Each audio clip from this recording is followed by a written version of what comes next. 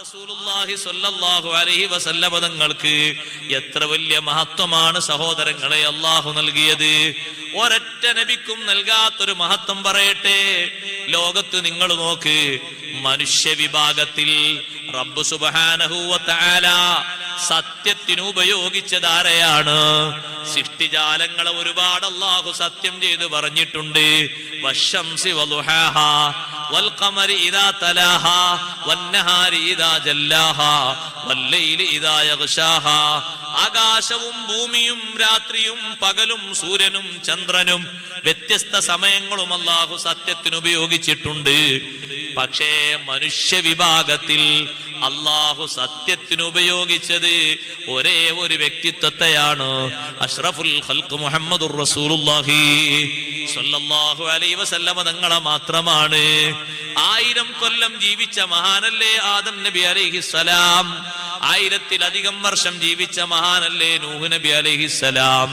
400 വർഷം ജീവിച്ച മഹാനല്ലേ ലൂത്ത് നബി അലൈഹിസ്സലാം. 200 വർഷം ജീവിച്ച മഹാനല്ലേ ഇബ്രാഹിം നബി അലൈഹിസ്സലാം. ഇവരാരുടെയും ജീവിതം അല്ലാഹു സത്യത്തിന് മുന്നോട്ട് വെച്ചില്ല. അല്ലാഹു സത്യത്തിന് മുന്നോട്ട് വെച്ച ഒരേ ഒരു ജീവിതം, ലഅംറുക ഇന്നഹും ലഫീ സക്റതിഹിം യഅമഹൂൻ. തങ്ങളുടെ ആയുഷ്കാലം തന്നെയാണ് സത്യം. ലഅംറുക, തങ്ങളുടെ ആയുഷ്കാലം തന്നെയാണ് സത്യം. ആ 63 കൊല്ലവും അല്ലാഹു സത്യത്തിന് ഉപയോഗിച്ച ഒരു ജീവിതമാണ്. ആ ഒരു ജീവിതത്തിന്റെ പരിശുദ്ധി കണക്കാക്കാൻ അല്ലാഹുവിന്റെ സത്യവാചകം ഒന്ന് തന്നെ ധാരാളമാണ്. 40-ന് ശേഷമുള്ള ജീവിതമല്ല, 63 വർഷം മൊത്തവും പരിശുദ്ധിയും പരിപാവനവും ബഹുമാനങ്ങളും നിറഞ്ഞതാണ്.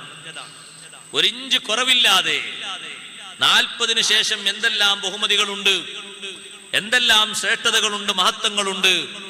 കുട്ടിക്കാലത്ത് തന്നെ ആ മഹത്വങ്ങൾ നബി സല്ലല്ലാഹു അലൈഹി വസല്ലം തങ്ങളിൽ കാണാം.